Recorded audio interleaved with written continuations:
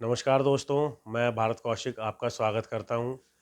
देखिए, अभी हमारे भारत देश में हर घर तिरंगा अभियान चलाया जा रहा है भारत सरकार द्वारा, जिसमें हर जनमानस को बढ़ चढ़कर हिस्सा लेना चाहिए, क्योंकि देखिए ये तिरंगा ही हमारी आन बान शान है और इसका परचम हम चाहते हैं कि पूरे विश्व में लहराए।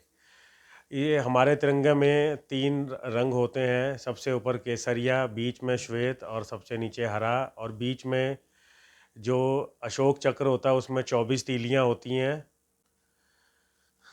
जो हमारा ध्वज है वो या तो कॉटन का भी हो सकता है या खादी का हो सकता है, या रेशमी कपड़े के द्वारा भी बनाया जाता है।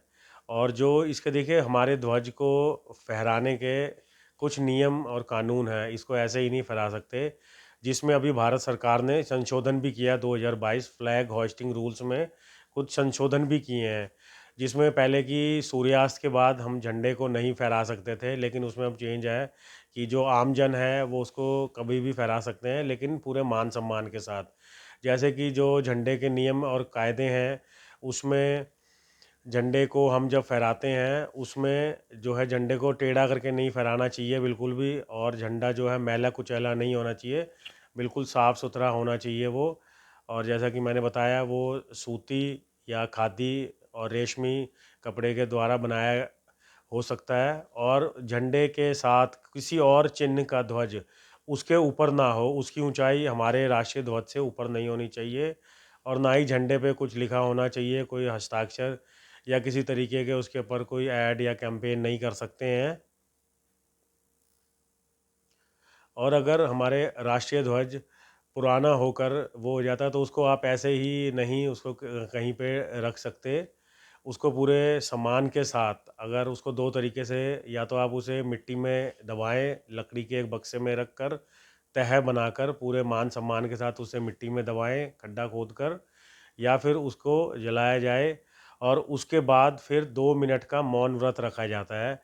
क्योंकि देखिए इसी झंडे के लिए हमारे देश के वीर सिपाही अपनी जान जो है हथेली पे लेके चलते हैं, और अपनी जान इस तिरंगे के लिए जो है निछावर कर देते हैं। तो हमें कम से कम इस तिरंगे का मान रखना चाहिए। और 15 अगस्त 1947 को हमारा देश आज़ाद हुआ था, और उसी दिन प्रधानमंत्री द्वारा लाल किले पर पहली बार जो है ध्वजारोहण किया गया था। उसी उपलक्ष्य में हर साल 15 अगस्त 1947 के बाद से प्रधानमंत्री द्वारा लाल किले पर ध्वजारोहण किया जाता है। उसे हम इंग्लिश में फ्लैग होइस्टिंग कहते हैं। तो और जो 26 जनवरी को जो होता है उसे फ्लैग अनफर्लिंग कहते हैं। इन दोनों में ये डिफरेंस है, 15 अगस्त को जो झंडा फहराया जाता है उसमें रस्सी द्वारा झंडे को ऊपर खींचा जाता है और फिर फहराया जाता है। तो ये पहली बार 15 अगस्त को हमारा देश आज़ाद हुआ था, तो उस ऐतिहासिक घटना को सम्मान देने के लिए ऐसा किया जाता है। झंडे को रस्सी द्वारा खींचा जाता है और फिर फहराया जाता है प्रधानमंत्री द्वारा।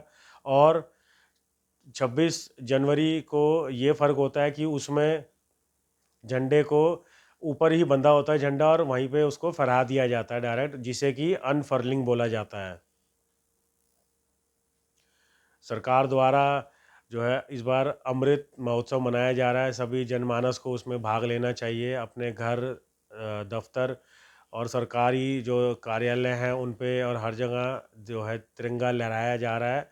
तो आप भी अपने घर पे ज़रूर लहराएं, और इस अमृत महोत्सव का हर घर तिरंगा मुहिम का एक हिस्सा बने, और डीपी पे भी अपने तिरंगा लगाएं, और अपने घर परिवार और अपनी सभी मित्रों को भी कहें कि वो भी अपने घर पे, अपने ऑफिस में, हर जगह तिरंगा लगाएं, और अमृत महोत्सव और अपने इस तिरंगे की आन बान शान को बरकरार रखें। और हम जैसा कि आप जानते हैं, हमारे तिरंगा, हमारा भारत देश जो है अब तरक्की कर रहा है, और पूरे विश्व में हमारे तिरंगे का, हमारे भारत देश का परचम लहरा रहा है।